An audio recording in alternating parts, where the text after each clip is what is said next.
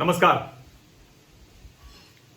आज चीन के विदेश मंत्री के साथ भारतीय विदेश मंत्री डॉक्टर एस जयशंकर की मुलाकात होने वाली है और वो मुलाकात 3 बार होगी, दोपहर से लेकर शाम तक, और शाम को आखिरी बार 6 बजे के आसपास वो आमने सामने की मुलाकात होगी, यानी 1-to-1 बैठक होगी। उसके पहले रूसी विदेश मंत्री के साथ मुलाकात होगी, यानी 3 लोग रहेंगे, 3 विदेश मंत्री रहेंगे, भारत के, चीन के और रशिया के। और उससे पहले जो मुलाकात होगी वो एससीओ की मीटिंग के दौरान मुलाकात होगी। लेकिन एक बात जरा समझने की है, जो मैं लगातार कहता रहा हूं कि भारत की जो डिप्लोमेटिक जो पोजीशंस हैं, जो चेंज हुई हैं, जो डिप्लोमेसी बेहतर हुई है, और क्या ऐसा अलग हुआ है जिसकी वजह से चीन की अकड़ कम होती दिखाई दे रही है। और उसके कई हमें प्रमाण मिले हैं, लेकिन हाल में कुछ ज्यादा प्रमाण मिले हैं कि चीन की जो अकड़ है वो बहुत कम हुई है। और चीन का विदेश मंत्रालय हो, चीन की तरफ से आने वाले बयान हो, या चीन के जो राजदूत बोला करते थे, चीन की तरफ से कोई भी प्रवक्ता जब बोलता था तो भारत को लेकर उसके बयान में एक खास तरह की अकड़ हुआ करती थी। आखिर हुआ क्या इधर, हाल के दिनों में क्या हुआ है कि उसकी अकड़ इतनी कमजोर पड़ गई? अब जाहिर तौर पर अगर कहेंगे तो एक तो सबसे बड़ा फैसला वही कि भारत सरकार ने लगातार चीन के जो कारोबारी हित हैं उन पर चोट पहुंचाना शुरू किया, और वो बहुत जरूरी भी था, क्योंकि उनके कारोबारी हितों की वजह से भारत के कारोबारी हित कमजोर पड़ रहे थे। फिर वो चाइनीज एप्स को बैन करने का मसला हो, टेंडर्स में, सरकारी खरीद में चीनी कंपनियों को निकाल कर बाहर कर देने का मसला हो, यानी सिर्फ इतना नहीं है कि वो नए टेंडर में शामिल नहीं हो पाएंगे, जो पहले के टेंडर के प्रोसेस हो गए हैं, प्रक्रिया हो गई है, उनमें भी वो शामिल नहीं हो सकेंगे, उसको फिर से किया जाएगा।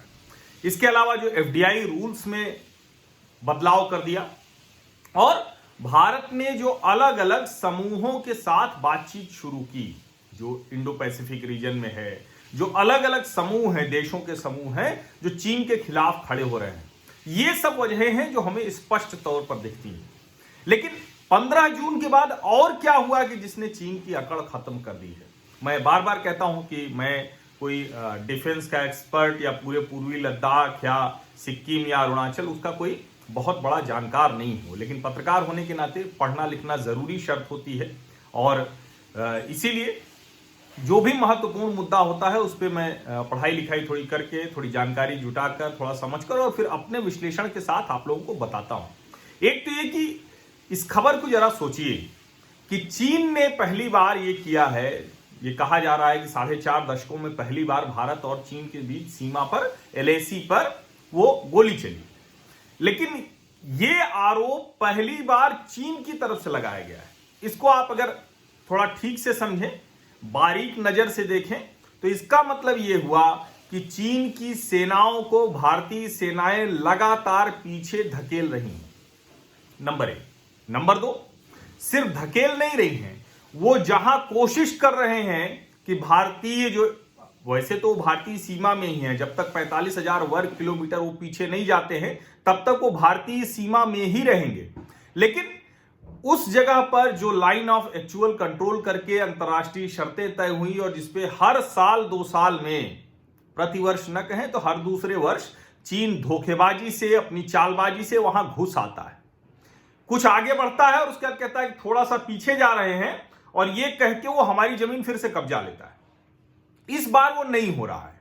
2017 डोकलाम हमने देखा, उसके बाद अलग अलग समय पर अरुणाचल प्रदेश और उत्तरी सिक्किम में हमने देखा। उत्तरी सिक्किम में हमारे एक सैनिक ने उनके एक मेजर को मुक्का जड़ दिया, और उसके बाद से लगातार लगभग हर जगह एलएसी पर चीन के जो सैनिक हैं, पीएलए के जो सैनिक हैं, जिनकी बड़ी खूंखार चमत्कारिक छवि पेश की गई थी, वो लगातार पीट रहे हैं। उसके बाद कई घटनाक्रम हो चुके हैं, क्योंकि फिंगर 4 से फिंगर 8 के बीच में, यानी पैंगोंग सो झील के जो किनारे किनारे की जो पहाड़ियां हैं, उस पर लगातार जो संघर्ष है वो बना हुआ है। लेकिन एक बड़ा काम भारतीय सेना ने किया है, और वो 15 जून के बाद हुआ है। गलवान घाटी की घटना के बाद फिंगर 4 और 5 के बीच में एक पक्की चौकी, अभी तक फिंगर 2 और 3 के बीच में हुआ करती थी, यानी जो पहाड़ियां हैं उसमें 4 और 5 के बीच में जो बीच का स्थान होता है दो पहाड़ियों के बीच में, वहां पक्की चौकी बना दी है। और वो जो पक्की चौकी जहां बनी हुई है वो काफी ऊंचाई पर है, यानी फिंगर 4 से 8 के बीच की चौकियों की अगर बात करें, जहां चीन ने कई टेम्परेरी और कुछ परमानेंट स्ट्रक्चर भी बनाए हैं। जो पैंगोंग त्सो झील के इर्द गिर्द का इलाका है, इसमें जो पहाड़ियां हैं उस पर कब्जे की लड़ाई हर साल होती है। जो सर्दियां आ रही होती हैं तो उसके नजदीक वो लड़ाई बढ़ जाती है।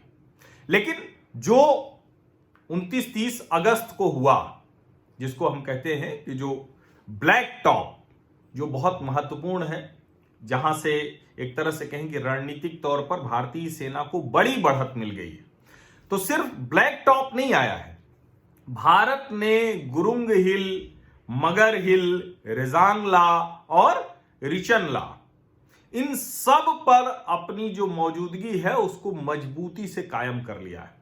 ये वो सारी की सारी जगहें हैं जो रणनीतिक तौर पर बहुत ऊंचाई पर हैं। यानी अगर चीन जो 50,000 सैनिकों के साथ 150 फाइटर लगा दिए हैं, टैंक की तैनाती कर दी है, अगर वो कोई भी हरकत करेगा, कोई भी मिस एडवेंचर करने की कोशिश करेगा तो उसको उसका जवाब मिलेगा।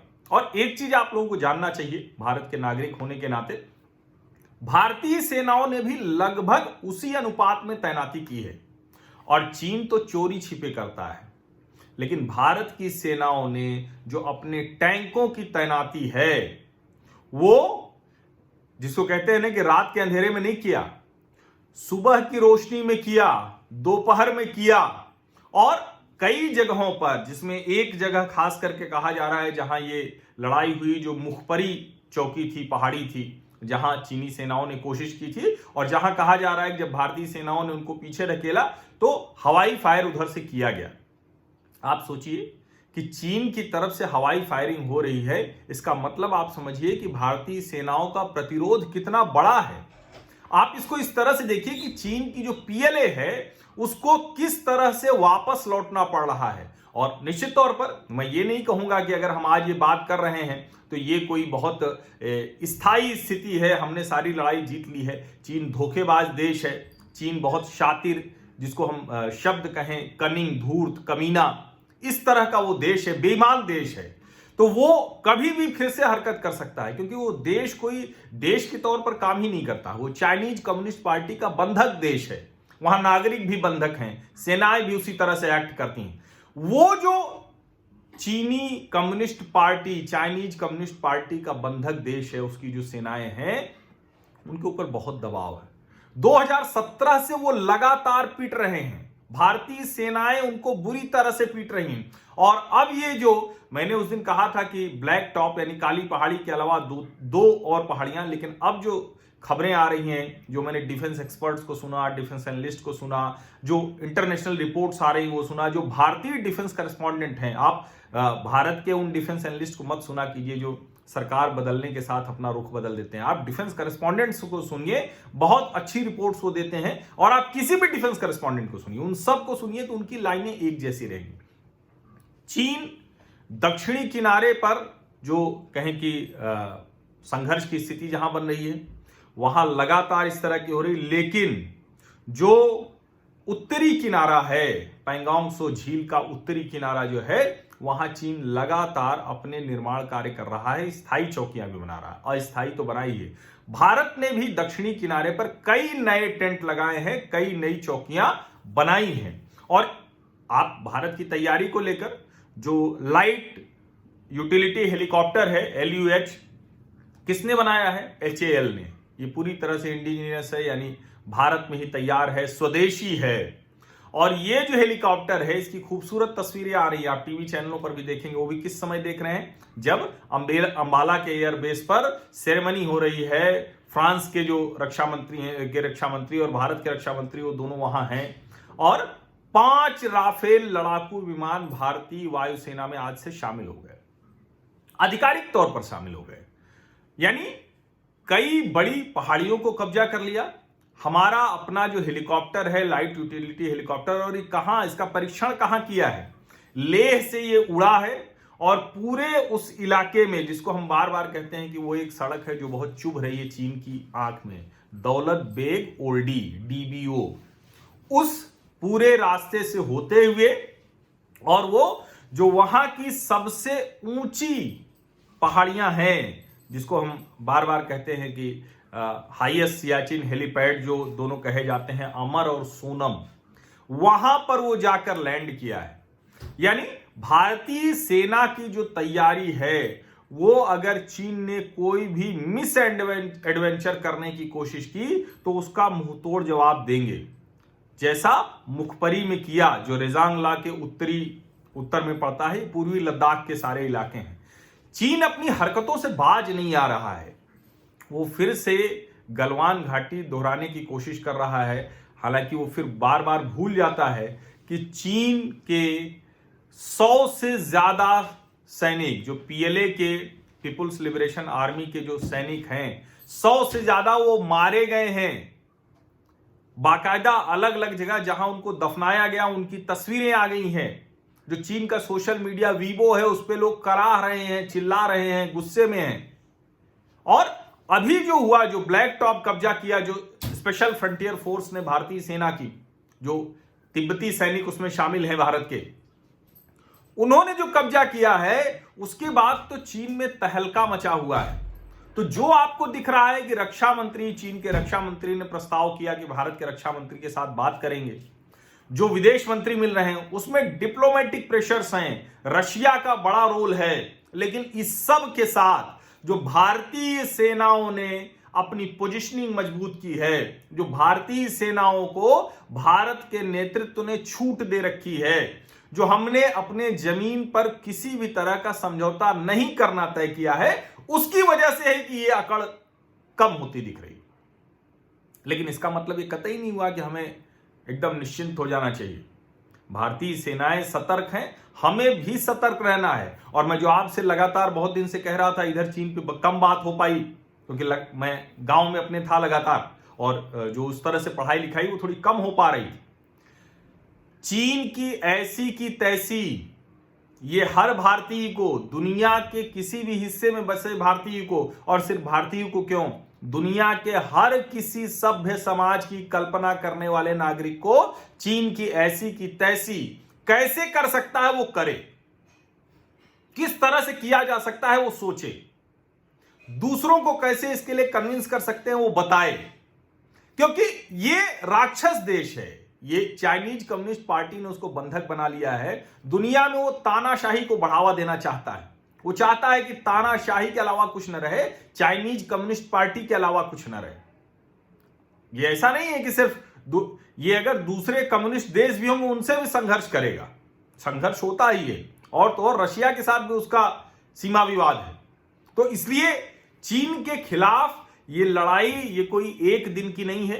मैं बार बार कह रहा हूं कि हम हमेशा युद्ध मुद्रा में हैं। आप लोग जब मुझसे पूछते हैं कि चीन के साथ युद्ध की संभावना है क्या, अब फुल ब्लोन वॉर होगी कि नहीं होगी, ईश्वर न करे हो। चीन भी नहीं चाहता होगा, भारत तो कतई नहीं चाहता है, भारत तो दुनिया के किसी देश के साथ युद्ध नहीं चाहता है। लेकिन जिस तरह से 100 से 200 मीटर की दूरी पर भारतीय और चीनी सैनिक आमने सामने आंख में आंख डालकर खड़े हैं, उसमें कुछ भी हो सकता है। और आज की जो विदेश मंत्रियों की बैठक होगी, इस पर बहुत तगड़ी नजर है सबकी, इस पूरे क्षेत्र की शांति के लिहाज से। लेकिन यह भी आप ध्यान में रखिए कि अक्सर ऐसा होता है कि जब चीन डिप्लोमेटिक लेवल पर ईज करता है, यानी थोड़ा सा एक राहत भरी सांस लेने की स्थिति होती है कि अच्छा आप तो मान गए, बातचीत से उठ रहे होते हैं, जब सब कुछ हो रहे होते हैं, और जो चीनी सैनिक है वो धोखेबाजी करना शुरू कर देते हैं। जो उनके अलग अलग थिएटर कमांड्स के जो कमांडर हैं वो इसी काम के लिए लगाए जाते हैं कि ठीक है, जब इस तरह की स्थितियां होंगी उसके बाद आप शुरू कर दीजिए। लेकिन स्थिति कितनी बदली है कि चीन कराह रहा है, चिल्ला रहा है कि भारत ने गोली चलाई। भारतीय सेना ने हालांकि स्पष्ट कर दिया कि हमने गोली नहीं चलाई है, हमारी तरफ से गोली नहीं चली है। लेकिन अगर चीन को गोली चलानी पड़ गई, हवाई फायरिंग करनी पड़ गई, तो आप कल्पना कीजिए कि स्थितियां एलएसी पर कितनी खतरनाक स्थिति में है, और उसमें भारतीय सेना ने कितना दबाव चीन के ऊपर बना दिया है। यही वजह है रणनीतिक जगहों पर भारतीय सेना की शानदार मजबूती, नियंत्रण पूरा कंट्रोल में है। इसी वजह से चीन की अकड़ आपको कम दिख रही है। हालांकि एक मौका पाएगा और फिर अकड़ना शुरू कर देगा, इसलिए उसको छोड़ना नहीं है। अभी उसको क्या, चीन की ऐसी की तैसी वो करके दिखाना है। दुनिया को भी ये समझना होगा, हम भारतीयों को भी निरंतर ये बात ध्यान में रखनी होगी। बहुत बहुत धन्यवाद। और निश्चित तौर पर अब नियमित जो अपडेट्स हैं, जो जरूरी खबरें हैं, उस पर आपको नियमित तौर पर मैं अपडेट करता रहूंगा, जानकारी देता रहूंगा। आपको कुछ नहीं करना है, सिर्फ और सिर्फ इस चैनल को सब्सक्राइब करना है, नोटिफिकेशन वाली घंटी दबानी है। ये चैनल पूरी तरह से मुफ्त है, इसकी कोई ज्वाइनिंग फीस नहीं है, लेकिन चैनल चलाने के लिए इस पूरे कहें कि चूंकि मैं स्वतंत्र पत्रकारिता करता हूं और इसी के जरिए मूल रूप से करता हूं, टीवी चैनलों पर जाता हूं और भी बहुत से काम है, लेकिन जो इस प्लेटफॉर्म को इंडिपेंडेंट जर्नलिज्म का एक बड़ा जरिया मैं बनाने की कोशिश कर रहा हूं, तो उसमें आप बहुत से लोग स्वैच्छिक तौर पर आर्थिक सहयोग देते हैं, उन सभी का बहुत धन्यवाद। जो लोग मासिक तौर पर आर्थिक सहयोग करते हैं उनका भी बहुत धन्यवाद। लेकिन इस सब के बाद मैं ये कहूंगा कि अगर आप इस चैनल को देखने आते हैं तो आपके मन में ये थोड़ा सा भी नहीं रहना चाहिए कि अरे पैसे दे के देखने पड़ेंगे। पैसे देंगे, जो सक्षम हैं वो जरूर पैसे दे। आप आर्थिक सहयोग करेंगे तो उससे मेरी ताकत बनेगी, लेकिन जो नहीं दे सकते हैं उनको कोई जरूरत नहीं है। आप आइए, यहाँ बातें सुनिए और ये जो नैरेटिव है, ये जो पॉजिटिव नैरेटिव है, ये जो जरूरी जानकारी है, इसको दूसरे लोगों के साथ भी साझा कीजिए। आप मेरे पारिवारिक सामाजिक परिवार के सदस्य हैं, इसलिए आपका भी उतना ही अधिकार है मेरे इन विचारों पर जितना मेरा। बहुत बहुत धन्यवाद।